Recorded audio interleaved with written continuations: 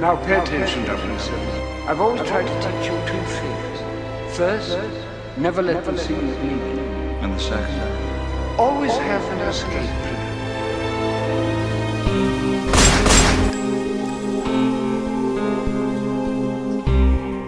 Good morning, good afternoon, good evening, whatever it may be. I'm Chris Morales, that one Bond guy, with another fellow Chris in the house. You know him, you love him. It's the Bond Report, and we're here to talk about not necessarily a Bond thing, but kind of in the same realm. This is our discussion of Argyle, a recent movie that just came out. Chris and I both saw it, and we have some opinions about it. We're going to chat about it, dissect it, and have a lot of fun with this. So, welcome to part one. I'm super excited to jump on this and host it for here. Chris, how's it going, my friend? Thank you so much for being on, and I'm excited to chat with you. Absolutely, man. Good to see you as always. Yeah, excited to talk about this. This has been a movie that a lot of people were really anticipating. I know I was on that list of people who were very excited to get an opportunity to see Henry Cavill step into a spy-esque role, especially given all of the hype around, is he going to be Bond? Is he not going to be Bond? So this is something I'm looking forward to. Thanks for having me, man. Yeah, of course. And for those who may not know, you mind giving a little quick snapshot of your channel and what you kind of do? So it is the Bond Report. Yes, my channel was all about James Bond as well. I am focusing right now on the villains. That is more kind of my niche, if you will, within the community. I really try to focus on a lot of villain-heavy topics. I'm currently in my villain series right now, with my next video coming out will be all about Rosa Klebb, and trust me, you are not going to want to miss that. Dr. No is out now, so be sure to check that out as well. Love it. Well, we all know she had her kicks, so. Smooth, very So, smooth. it was kind of interesting because I had an opportunity to actually see this film in an advanced screening, and funny enough, Chris contacted me because he saw the post that I did on Instagram, and he was like, "Hey, you're gonna go see it too?" And I was like, "Yeah, are you gonna see it on the Thursday before the release, of course?" And I said, "Yeah." He's like, "Let's do something about it." I was like, "Let's do it." So what we initially did was we came back after our viewing and did an Instagram live, which it's still up on our Instagram if you want to check it out, of the spoiler-free version of kind of our review and whatnot. So by all means, if you guys haven't seen the film yet, be sure to stop the video and then go watch the film and then come back and finish our video's discussion here. But without no further ado, let's get into it. I'm gonna kind of Yeah. talk about our initial expectations. So when I first saw I guess you say the promotions for this, the posters, and even the initial trailer, it really did kind of center around, at least for me, Henry Cavill. Wouldn't you say that was the case for you? Oh, 100%. I mean, all the marketing, everything, you see the angle of the groups of people on the poster, and he's number one right in the middle with everybody cheering behind him.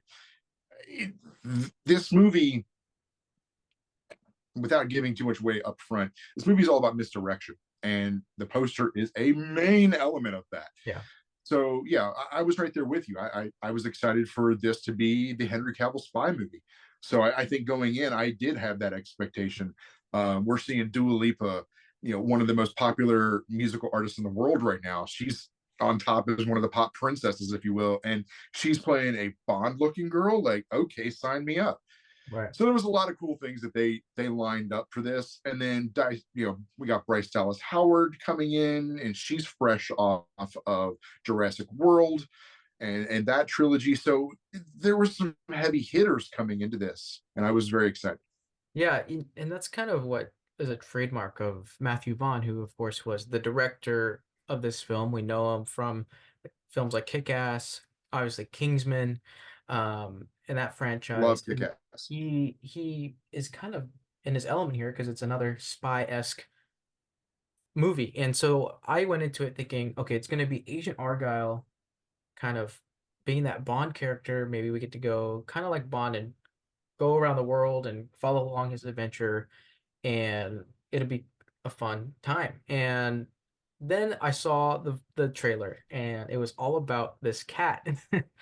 And so I was like, okay, so maybe the whole thing, Matthew Vaughn being Matthew Vaughn, is he's gonna have this Henry Cavill play this agent, but for some reason this cat is gonna be a huge part of the film, which really, like Chris alluded to earlier, was kind of misdirection because the cat, we'll be honest, it had a role in the film, but it wasn't nearly as big as we thought it would be. I mean, Yep. it definitely was meant for more of a comedic and kind of a Oh yeah, fun. but he does play one crucial role that we're going to get to later when we start talking about other characters. That is true. Very So true. I'm interested to see where they take that. But yeah, So, yeah, my next question for you, Chris, knowing what we were kind of thinking initially, and also seeing the director, Matthew Vaughn, with his arsenal of films and his kind of style, as well as the whole cast, which was pretty star-studded, did you initially set this movie a bit higher, or did seeing all of the cast and everything kind of set a lower bar going into it?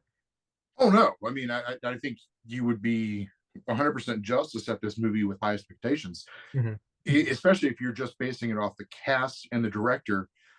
I mean, Matthew Vaughn's success rate with Kick-Ass and the Kingsman trilogies, he's got a good track record. All of these actors have fantastic histories of coming in and giving stellar performances. Mm-hmm. So to walk into this film and go, it's going to be less than a home run, I think you'd be selling yourself short initially. I think after seeing it, I feel a little different.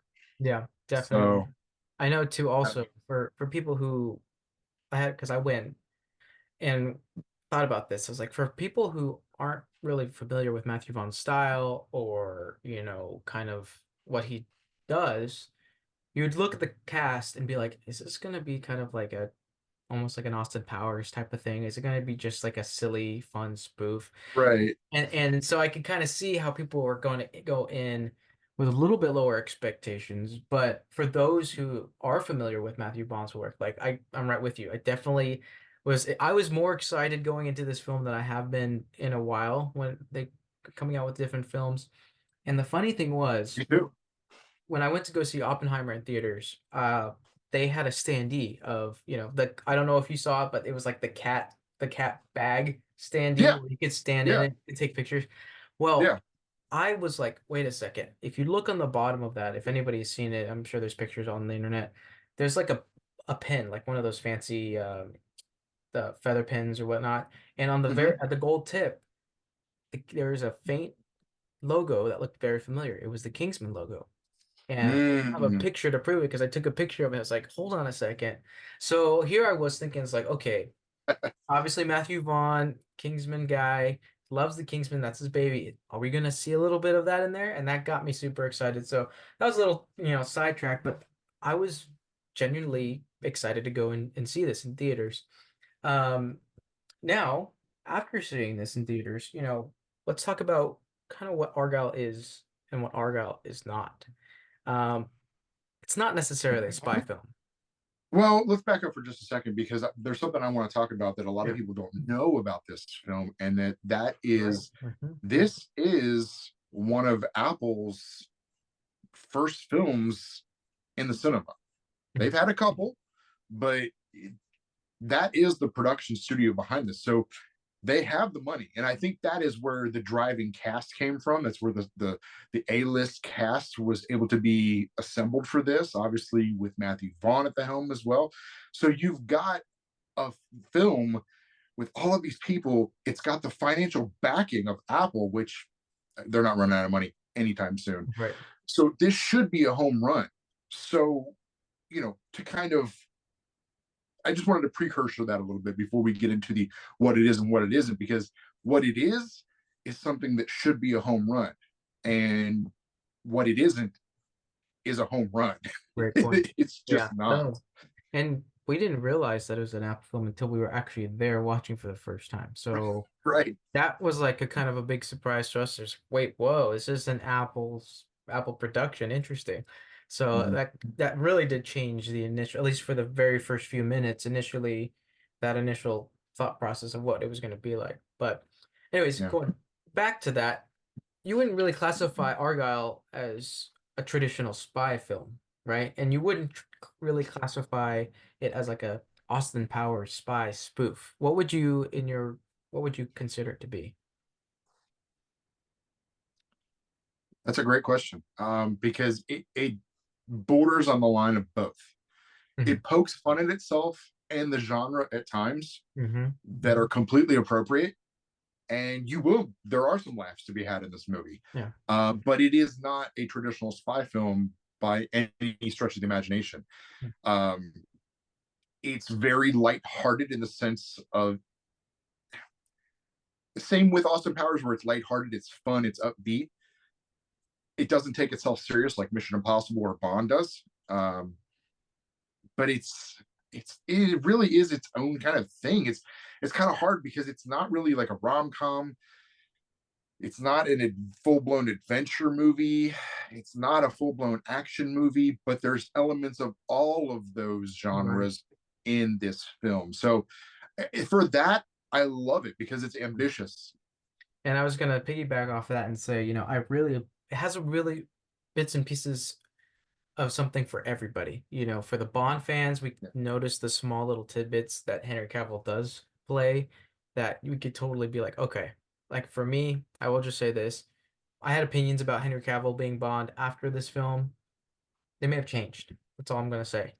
But that being said, We'll get to that. there was also moments where the cast and in the film itself kind of realized they were doing like realizing they were in silly situations, and there were definitely some I guess existential moments in this film where people were like, okay, this is what, are we actually doing this? Are we actually going on a spy mission? And like, are you serious? Like, so that was interesting. And again, we're going to preface this saying that this film, first off, every single character has their own twists and turns, and every single character is super dynamic, and you don't even know if they are who they say they are, even down to the last moment of the film.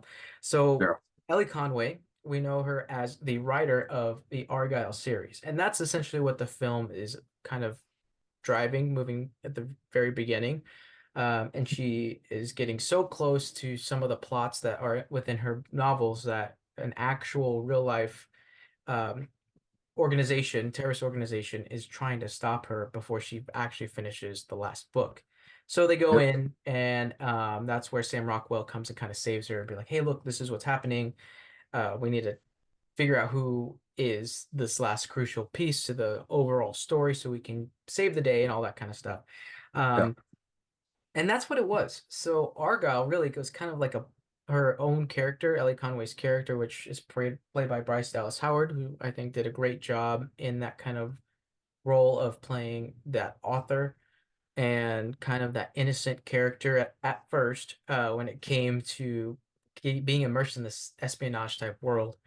And that's kind of confused me at first, because initially I thought this was going to be a spy adventure, which it kind of is, but it's not. So it does have its twists and turns. It's like, I don't know, Yeah. how did that make you feel, knowing that Argyle was really kind of like a book character, and we were kind of following along the story through Ellie Conway? Like,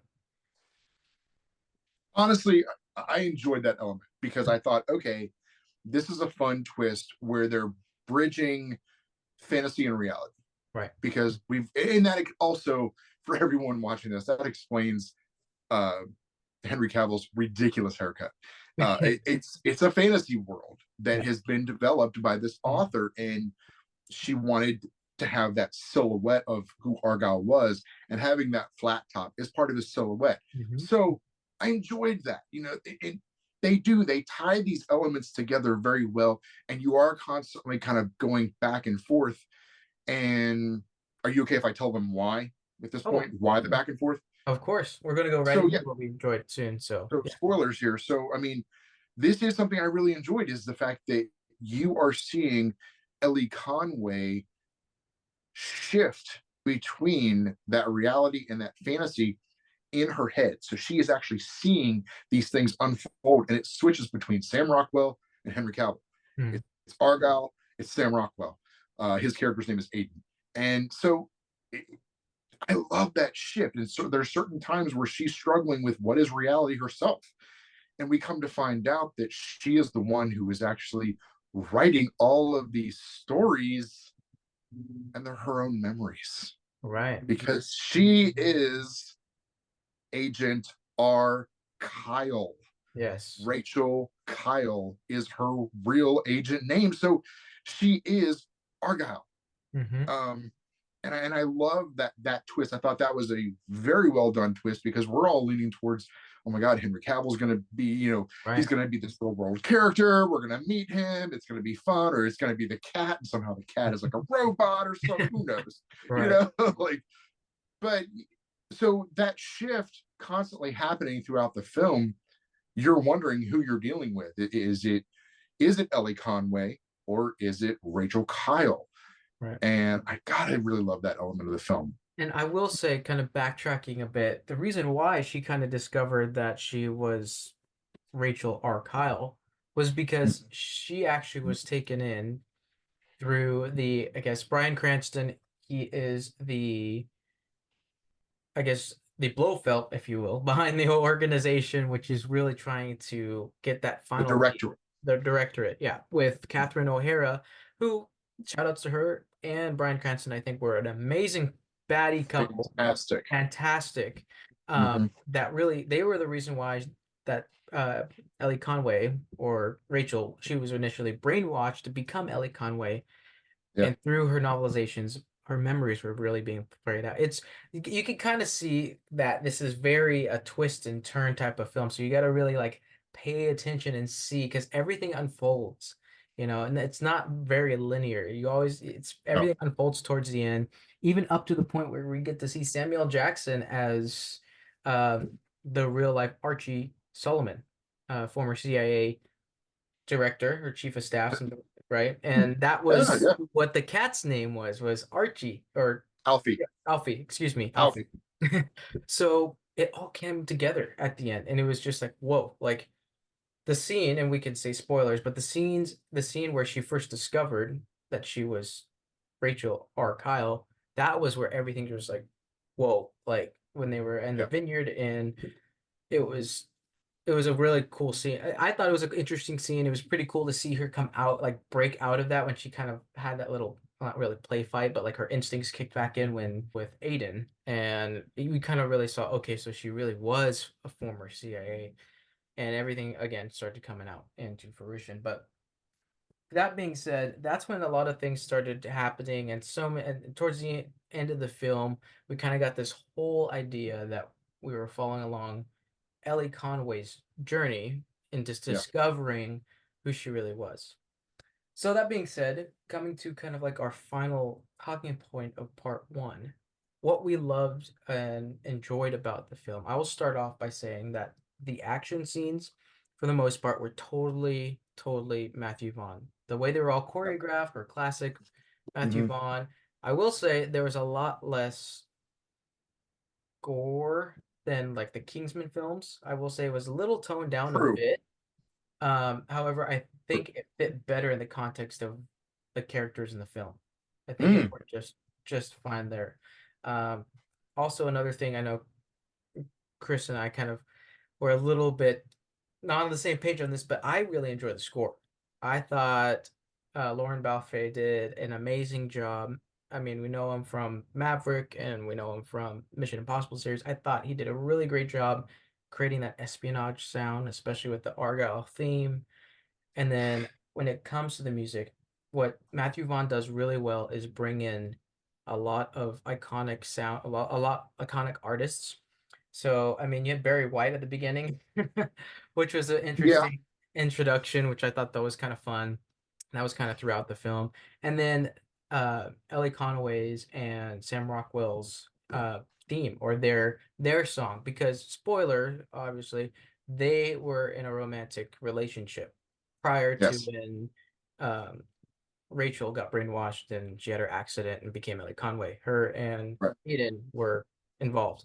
And that Yeah. apparently the new song, the Beatles' new one that they generated and finished with AI, Now Mhm. and Then, was used heavily. Even a symphonic version in the film towards Yeah. the end where they kind of fight each other towards the climax of the film. So I Yeah. thought that was pretty neat. Chris, what are some points that point out Oh, that you really well, enjoyed? okay. So going down the list, we got action, we got plot, we got music. So let's break these down. Mhm. When it comes to the action, it's fantastic. Mhm. So if you're looking for a good action movie, there's plenty of that here. The choreography, I wish he would have gone a little more kick-ass than Kingsman, and I think, and that's a personal choice really for me, because that's why I didn't like the Kingsman films. I Mhm. didn't like the way a lot of the action scenes were filmed. It was a little too, what I have heard Vaughn referred to as hyper realism. Mhm. It goes a little too fantasy for me, to where it actually pulls me out of the film. Kick-Ass, not so much. There was a couple moments where it's like, okay, a little over the top, but that was more, I guess, old hat, if you will, where, like with Bond does that, Mission Impossible does that, where it's like, okay, it's a little too far, but it's still like, I can swallow that pill. There are moments in this film where you're just like, that's ridiculous. Yeah. Like, this is utterly. And so for me, action, it's there. I'm gonna give action a solid 8.5 on this. If we're gonna score it, maybe we can do that. Chris, if you want to give these three points Yeah. a score, we can kind of do that, and we'll talk about that later. But plot wise, I thought the plot was solid. I think where the movie suffers, and I don't want to go too much into this, is just it's too long. Mhm. And so the plot drags out. There's a few things that we're going to dive in. We're going to dive, if I can talk.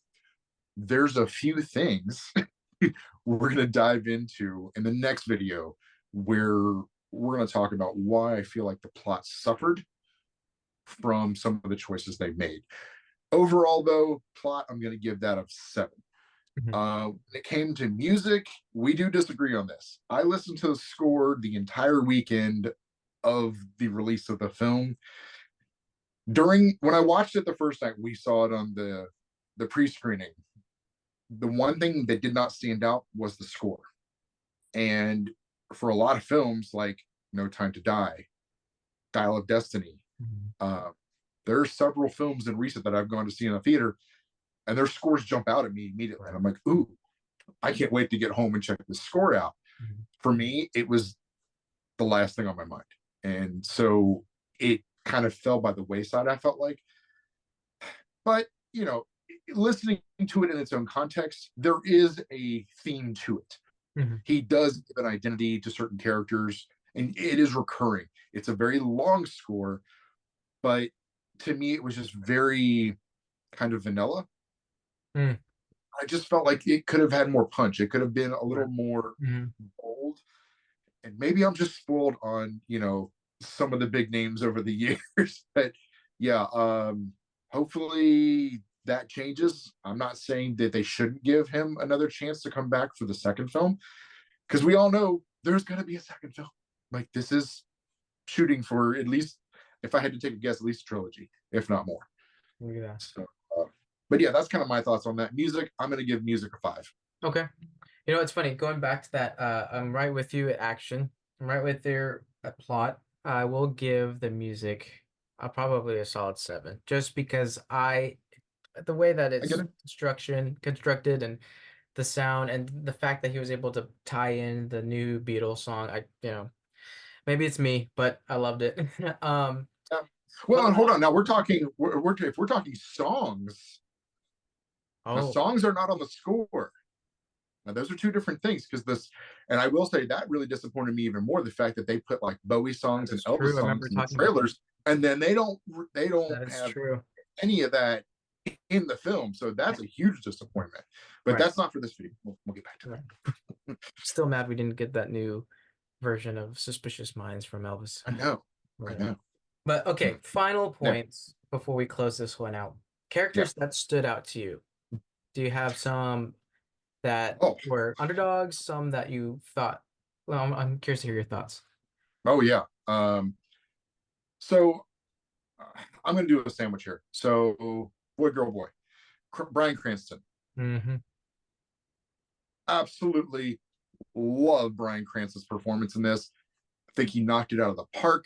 He was every bit as sinister as you want him to be, without me constantly thinking of Walter White. And that's a fine line to walk for that man, because Right. he is notoriously known for being sinister as Walter White. So this was a great film for him. It's very fun. And going back to what we were talking about before with Alfie the cat, well, hold on. Backpedal. Sorry. Girl character. Alfie's my third character. Alfie's a boy.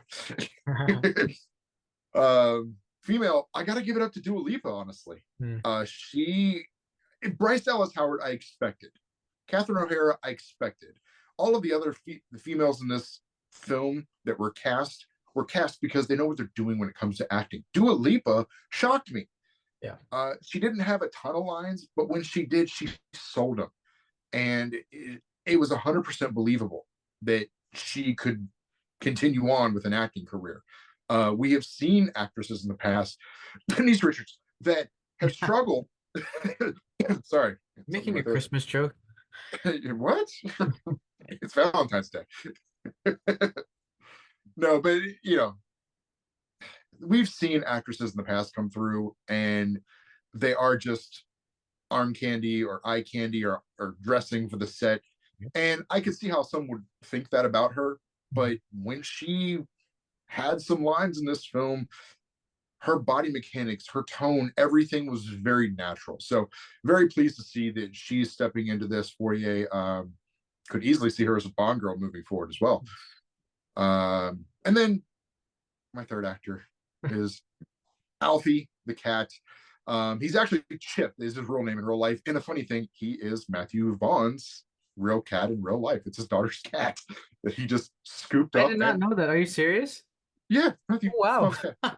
He walked into his daughter's room and was like, Chip's coming with me to work today. That's just hilarious. Took him in and everybody loved him, and he's very mild mannered and he did very well for the film apparently. But he's fun.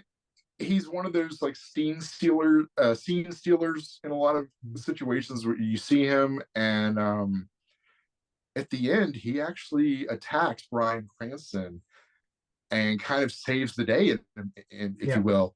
And I'm very curious to see what Bryan Cranston is going to look like for the second film after this mauling that Alfie gave him. So that's my top three right there. Love it. Well, I will say that all of your points were very similar to mine. Dua Lipa, that. Yes, I completely agree. The only different character I thought really knocked it out of the park for me, and maybe it's because I'm not as familiar, but I just know he's known for kind of more of a darker villain-esque role, with Sam Rockwell. I thought it was really cool to see him as kind of like a protagonist in the film, but he was a spy, but very nonchalant, almost kind of like a really laid back hippie type of spy. Like he knew what he was doing. He could do whatever he had to for the mission's sake, but he didn't carry himself thinking he was like all that, So it was kind of cool. And of course, the chemistry worked really well with Bryce Dallas Howard. It just felt pretty natural, and it overall made it more believable that they were a couple. And also, I think he just brought a certain flavor to the film that you couldn't really ask for anybody else. Although, I don't know about you, but did you get hints of like Owen Wilson whenever he started talking? Because I kind of felt that when he was talking. I was like, wait, this guy sounds very familiar. And I'm expecting. Wow. Oh, yeah, right? I would agree. Sam Rockwell, he was fantastic. But he was like that weathered agent. Yes. Kind of like Bond in No Time to Die, really. Like he was just kind of getting to that point. He's like, I'm ready to get out. Like I've been doing this for a while. So, I completely agree with you on that. That's it. That ends part 1, which means there's going to be a part 2, but I'm going to make you guys do some work, and you guys are going to have to go watch it on the Bond Reports YouTube channel. There you go. So what we're going to do, we're going all out for this because we're just so excited. Chris and I are actually going to go see the film for a second time. And we're going to see if that kind of changes a lot of the opinions and critiques that we have on it, because part 2 is all about kind of the critiques and what we didn't really like so much. But what to be expecting when we do talk about that, just so you guys get a little preview, kind of like, again, what we don't like about the film, where we hope to see the franchise go if it's going to go anywhere, and then Yep. the final overall ranking for the film Argyle. So, Yeah. that being said, Chris, thank you so much for being on part one. Hey, I've had a I'm great excited time to go here. over to your channel and finish this off. He's going to have the link down in the description so you can go check out the second video right now over at my channel. I'm going to see you guys there. And until next time, I'm Chris Morales, that one Bond guy. I will see you guys on the next one. Take care. Take it easy, guys.